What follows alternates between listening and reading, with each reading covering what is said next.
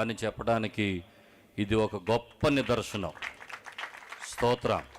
అంత మాత్రమే కాదు, ఒక దైవజనుడి కుటుంబంలో జరిగిన దుఃఖంలో మేము కూడా పాలిభాగస్థులమై ఉన్నామని ఖండాంతరాలు దాటి వేరు దేశాల నుండి కూడా మన తెలుగు క్రైస్తవులు స్పందించి ఈ కుటుంబానికి ఇంత సహకరించటం నిజంగా సంతోషిస్తున్నాం.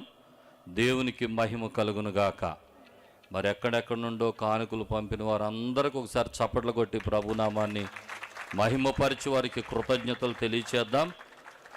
జాన్ వెస్లీ గారు ఈ కార్యక్రమాన్ని చేపట్టిన మొదటి క్షణమే నాతో మాట్లాడి, మరి అన్న ఇలా చేద్దాం అనుకుంటున్నాం, ఆ కుటుంబానికి అండగా నిలబడాలనుకుంటున్నాం అని చెప్పినప్పుడు, ధైర్యంగా నిలబడండి, రెండో క్షణం నుండి విమర్శలు కూడా ఎదురవుతాయి, పట్టించుకోవద్దు.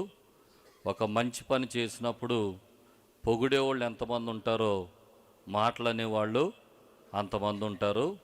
వాడు చేయుడు, చేసేవాళ్ళని చేయనివ్వడు. కాబట్టి అలాంటి వాళ్ళని పట్టించుకోకుండా మీ పని మీరు చేయండి అని వారిని ప్రోత్సహించడం జరిగింది. వారు మైకిల్ గారు, జాన్ వెస్లీ గారు ఇద్దరూ వారి ఇంటిలో పనిగా తీసుకొని మరి చక్కగా అనేక మందిని ప్రోత్సహించి ఈ కార్యక్రమంలో మరింతగా ధనాన్ని మరి సేకరించి కుటుంబానికి అండగా నిలబడటం చాలా సంతోషకరం.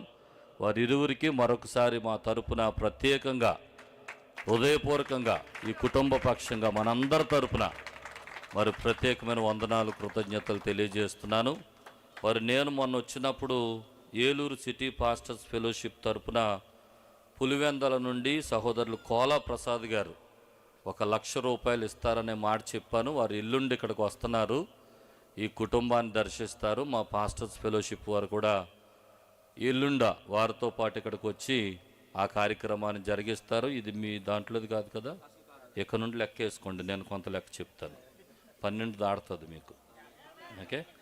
ఆ తర్వాత